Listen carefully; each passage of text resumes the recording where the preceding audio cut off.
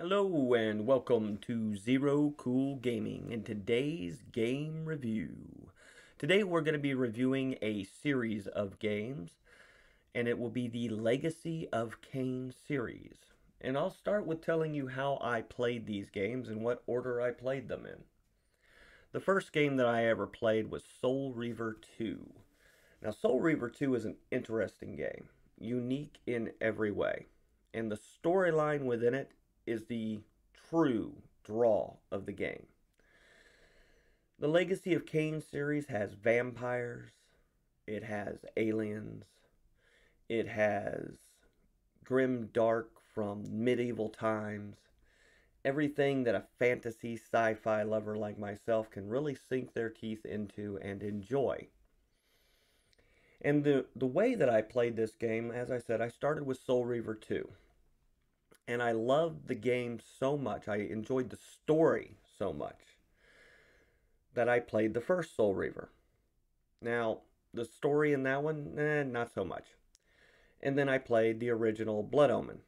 Now, the original Blood Omen is a unique storyline. It's interesting, keeps you enthralled. It is an older game, so older graphics. And then after that, I played Blood Omen 2, and then finally Defiance. And that's the order in which I played this series. And to be honest with you, that's the order that I would suggest for anyone. Because Soul Reaver 2 has the best story within it out of all of them. If you start with this one, you'll want to know what happened in the first one. And if you play the first Soul Reaver, you'll be more apt to playing the first Blood Omen, regardless of it being a much older game with older graphics. After finishing that, you may want to go into Blood Omen 2, but in truth, you could skip that game entirely and it wouldn't matter for the storyline, and you could just go right into Defiance. Now, Defiance does end on a cliffhanger, and at the end of this, I will give you some of my fan fiction on how I would finish this. Now, I'm not a story writer or anything else like that, but I'll give you where I would go with it in that respect. So, for the story, we'll start with the first one. In the first game, you meet a character called Kain, and Kain gets killed. After he is killed, he is brought back to life by a necromancer, and he is told that he can go out into the world and get revenge on those who had, ended his life. And that's exactly what Kain does. And along the way, he meets a spirit, a dead guardian spirit, and he learns that he himself is also a guardian, and he was born to be the guardian, or one of the guardians, I should say, of the Pillars of Nosgoth. And the particular guardian that he is the Balance Guardian. He is meant to bring balance between all of the guardians. Well, there were some, let's say, nefarious players in the background who concocted a plot that would forever change the future of Nosgoth. And this plot goes back much further than Kain could realize at this moment in his life. And this plot, in truth, goes back all the way to a war that had happened between the vampires, the actual vampires of Nosgoth, and an alien species that had invaded their planet. And they created the Pillars of Nosgoth. Now, what Kain is told by this guardian spirit is that if he eliminates the other guardians, he can restore the pillars and save Nosgoth. This, in truth, is a lie. But it's not a lie because she knows she's lying. The previous Balanced Guardian actually believes that this will save the planet because she doesn't realize what's actually happening. She's never been able to see the truth that lies within. So Kain goes around and, basically in the first game, and he kills all the other guardians. And at the end of that, he restores all the pillars but his own. And at the end of it, you're given a choice to either kill yourself to restore the final pillar, or to deny the sacrifice and continue living. In truth, the game is rigged. Either choice that he makes at this point will have the same end. Even though he doesn't know this and the guardian spirit doesn't know this, that is the reality of the situation that he has been placed into. The canon ending is to save yourself. And in doing so, you're able to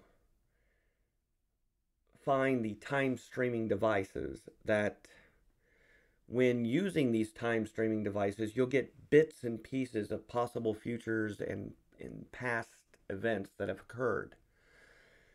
And Kain uses these things, let's just say, for thousands of years and possibly millions of years to try to find a way out of this conundrum. Now, here's a little bit of my own fan fiction. This is never stated, outright, but it is implied heavily, and this is what I got out of it. At some point when he was using these time streaming devices, he got a glimpse of the future to where he saw a blue being with tattered wings. And it was shown to him that this being would give him the opportunity, the chance to break the stalemate and actually do what he was intended to do, which was bring balance back to the world and heal the world, fix it. But he has no idea who this blue being is, and he has no idea how to find him. So, in the first game,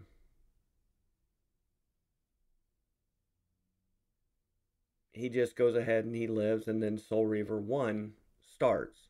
At the beginning of Soul Reaver 1, you see Kain sitting at his throne at the base of the pillars of Nosgoth after they are destroyed and tattered. And one of his lieutenants, his first lieutenant, comes in with a new change to his form. And this change is he has grown wings. And upon seeing this, Kain immediately knows that this somehow will become the blue being with tattered wings. So upon looking at him, Kain walks around this guy and he shatters his wings. And then he tosses him into the abyss. Of course, his lieutenant, knowing not what is going on or even why such a thing has happened to him, has his own opinions on why Kain has done this, thinking that it was out of envy or pride or some sort of twisted jealousy. And later, when he is reborn from the Elder God, or at least the Elder God tells him that he has made him anew, Raziel decides that his purpose in life is to kill Kain, and he starts on a mission to do so. And he starts on this mission to do so by going after his brothers who have, by Kain's order, slaughtered his entire tribe, his clan, his people. And this he finds to be unforgivable. Finally, he meets up with Kain, and they have an epic battle, of course. And at the end of that epic battle, Kain shatters the Soul Reaver, the most powerful weapon in all of Nosgoth, upon Raziel. And in doing so, Kain feels, and Raziel can see the pleasure on his face in doing so. Confused by this and not understanding what is happening, he finds himself back in the shadow realm, or the realm of spirits, and the Soul Reaver is there waiting for him. Upon touching the blade, it binds itself to Raziel, becoming his new weapon. And Soul Reaver 1 continues. Finally, after killing all of his brothers, except for one, which he could not find, Raziel once again challenges Kain. Challenges him in the room of the time streaming devices, where Kain is happily telling him fantasy tales of time lost and memories gained. And Raziel has no idea what is going on because he is driven by his rage. Well, Kain finally activates the time streaming device and steps through it, beckoning Raziel to follow. And so he does. And Soul Reaver 2 begins. And this is where the story starts to really take place. For as Raziel travels through the past of Nosgoth, he starts to see that things are not as he had imagined them to be, and that the reality of the world around them has been twisted and corrupted by the same being that once claimed to have created him and brought him back from the brink of death, the Elder God itself. And as Raziel begins to learn more and more of this corrupted God, he realizes that it is a parasite upon the world. And it is not Kain that is the destructive force, literally devouring the planet that they live on, but the Elder God itself. And when Raziel realizes this, even though at this point he does not understand if there is anything that he could do to solve this conundrum, to solve this problem that has been created, he knows that Kain is not the cause of it. And that is essentially where Soul Reaver 2 ends. Not only does he realize that Kain is not the bane of the world's existence, but Kain, at the end, saves Raziel's life. And even Kain does not know how Raziel will be the one who shows Kain how to save Nosgoth. And then we get into Blood Omen 2. Now, Blood Omen 2 is basically a story about Kain's younger life, and I think that their intention was to make several other games along this vein, where you see Kain slowly, getting older, and the different, wars and tales of Kain through Nosgoth in the early days, before he creates his empire and conquers the entire world. And of course, he'll eventually create his lieutenants, and for which Raziel is one of them. But they never did that. They only made the one game, and the one game is just, it is what it is. It's not a bad game, it's pretty enjoyable, but it doesn't really add much to the story itself. And then we get into Defiance. Now, in Defiance, you play as both Raziel and Kain. And Raziel continues to learn more of the history surrounding him and his abilities, but it is a twisted history, one that has been corrupted by the Elder God. And Kain himself also learns more of the history of Nosgoth, but again, it is a corrupted history, corrupted by the Elder God. And neither of them truly know what the true history would be if such a thing did not happen. Raziel continues his journey, and eventually he fights Kain to the death, ripping Kain's heart from his body and returning the heart of darkness, as it is known, and the same heart that was used to resurrect Kain way back in Blood Omen 1 by the Necromancer, who wanted Kain to become the Balance Guardian once again. Raziel takes the heart of darkness to its true owner, a vampiric creature known as Janos Aldrin. Upon placing the heart into Janos Aldrin, Raziel immediately feels that he has failed because nothing happens.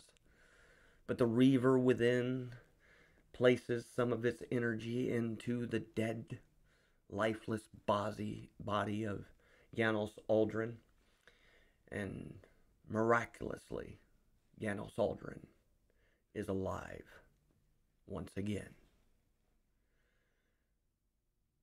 Realizing that the world is in turmoil and that there is a force prying against the gate, which is actually what the pillars of Nosgoth are. They are a gate which sealed away an evil alien species long ago in the history or in the past of Nosgoth.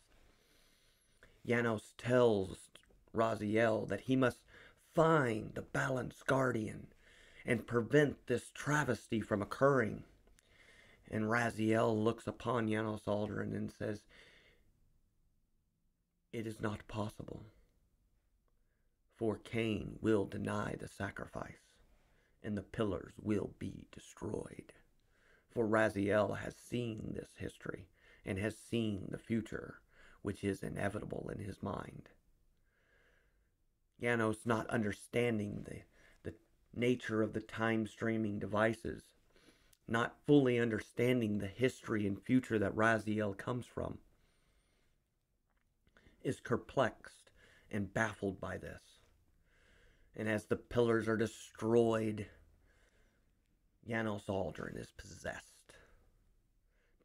by that same alien force that they once imprisoned years ago. And here is where Defiance. This is where Defiance ends. Or so you think.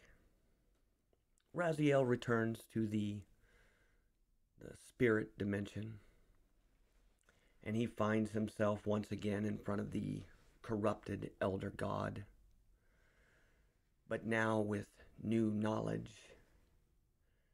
and new powers. Thinks that maybe he can do something, but try as he might, his Wraith Blade cannot harm the elder god. And Kain shows up into the same place. And when Kain arrives, he does not see the elder god there, for he cannot. He has been cursed like all of Nosgoth, which keeps the elder god shrouded from their vision. And Kain sees what he sees as the bane of his existence, the time streamer Mobius. And Kain truly hates this man.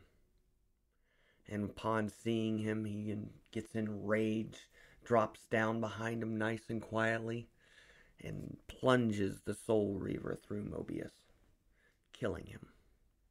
Killing him years before he did normally in a previous timeline. And when Mobius dies, of course his soul is returned to the spirit realm where Raziel is. And Mobius, even in his spirit form, cannot see the corrupted elder god. But Raziel can see Mobius. And Raziel doesn't devour Mobius, for Raziel as well does not like this man. So he stabs him with the Soul Reaver and all of its fury and might and its new abilities. And upon doing so, he purifies the soul of Mobius. And Mobius can see the elder god for what it has become. And this one act provided Raziel with the knowledge he needed to finally give Kain the power he needed to right the wrongs of this corrupted elder god. So Raziel invades the Not invades, he possesses the body of Mobius and brings it back to life. And upon doing so, Kain once again stabs the Soul Reaver through Mobius's body, thinking that surely this time it will kill him. And after doing so, realizes that he had actually stabbed the Soul Reaver through Raziel himself. Feeling guilty upon doing so, he tries to remove the sword to save Raziel. And Raziel stops him from doing so, telling him that his newborn powers will purify his soul and give him the opportunity to see the hidden enemy, the true enemy, that which must be reckoned with, and that which must be corrected. Upon purifying Kain's soul and recombining with the Soul Reaver itself, Raziel's soul becomes one with the Soul Reaver. And Kain finally can see the Elder God for what it has become. And they have an epic battle at the end. And Kain defeats this section of the Elder God, and it buries itself deep within the earth. And at the end, the real end of the game, Kain laments not understanding exactly what he can do to fix the problem that is now facing him. How can he save Nosgoth from the corruption and devouring of this Elder God? But at least now he has the hope to do so. And that's where the story ends. It's a moving story. It truly is. And there are a lot of elements that I've left out there, truly. Now we're going to get into some fan fiction. What I think they should have done with the story and how I would have ended it had it been a story for me to write. It is not, but this is how I would have ended it. I would have done like 2 more games. One game where Kain travels through the land trying to find the different parts of the Elder God, and while continuing to learn more of the history of Nosgoth and the history of the vampires and how they created the pillars. And upon destroying what he believed to be the last segment of this corrupted Elder God, realizes that it can never be destroyed, because in truth, in the creation of the pillars themselves, they had split the Elder God into 2 separate beings. One corrupted and evil, which now infested Nosgoth, and one truly benevolent and good, which actually inhabits the demon realm, where the Hilden are imprisoned. And because the god of the demon realm is benevolent and good, it can't allow anything to die. So it constantly and perpetually keeps the Hilden alive. Kain, upon realizing this, travels to the demon realm once again to try to hunt down and destroy this benevolent side of the Elder God. And upon doing so, realizes that this too will not solve the problem. For if you destroy both sides of this Elder God, you will destroy the world itself as a consequence. And that's where I would end, the first game. In the second game, it would be Kain traveling back in time, truly back during the war of the Helden and the vampire, helping the vampire not only to vanquish and remove the Hilden plague from their planet, but preventing them from ever building the pillars themselves. For it was the pillars that split their god in 2.